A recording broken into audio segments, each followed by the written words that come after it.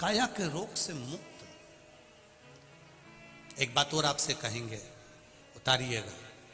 जिसके शरीर में सफेद चमड़ी पड़ने लगती है, चर्म रोग हो जाता है, या चेहरे पर आंख के पास में पूरा कालापन आ जाता है, उसको हमेशा याद रखना है, लाल चंदन का लेपन पीपल के पत्ते पर करिए। काय पर करना है? पीपल के पत्ते पर लाल चंदन का लेपन करिए।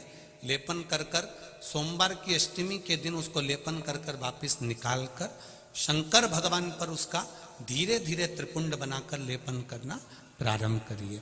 जब आप त्रिपुंड बनाकर लेपन करना प्रारंभ करें, उसके बाद उस चंदन को जो सोमवार की अष्टमी है तब निकाल कर लिया है और निकाल कर लाकर उसको डब्बी में रख लें। उस चंदन का प्रयोग चर्म रोग के स्थान पर थोड़ी थोड़ी मात्रा में करना प्रारंभ करें, पानी के साथ मिलाकर। परंतु उस चंदन को केवल 6 से 7 दिन में प्रयोग करिएगा, ज्यादा नहीं।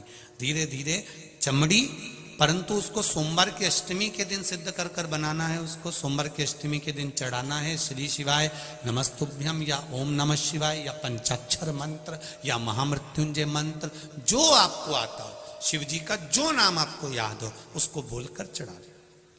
उसको लिया, फिर उसको अपने शरीर पर लगाना प्रारंभ करो। उसका फल आपको 15 दिन के अंदर धीरे धीरे धीरे धीरे प्राप्त होना प्रारंभ हो। लाल चंदन का प्रयोग शिव जी के लिए अवश्य। दूसरा,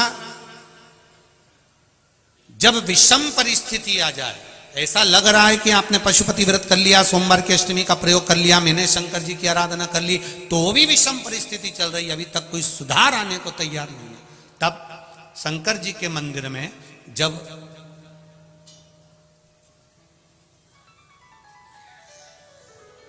बेलपत्र चढ़ाने के लिए आप जाएं, तब प्रयास करिएगा कि बेलपत्र को, अशोक सुंदरी का स्थान सबको मालूम है ना? बोलो, जम के बोलो जरा, मालूम है सबको?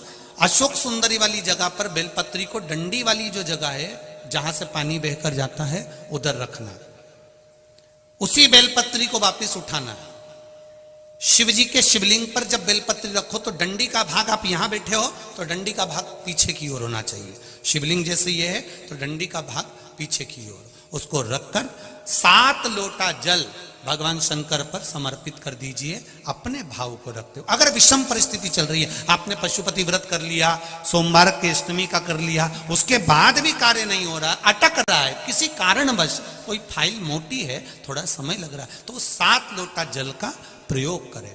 धीरे धीरे 7 लोटा जल शिव जी को बाल्टी में भरकर ले जाएं अपने घर से। 7 कलश जल शिव जी को समर्पित करना है और समर्पित करने के बाद उस बेलपत्री को वापिस अपने ही घर पर लेकर आ जाना। 11 दिन 21 दिन उसको रखो, फिर उसका विसर्जन वापिस किसी नदी, सरोवर, तालाब या वृक्ष के नीचे कर दीजिए।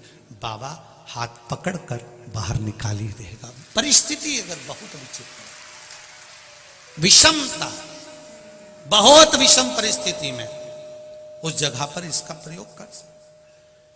शंकर भगवान को रिझाना, बेलपत्र का प्रयोग भगवान शिव को रिझाने का जो आनंद है, शिव को जो मनाने का आनंद है, वो एक स्वरूप ही अलग है, उसका एक स्वरूप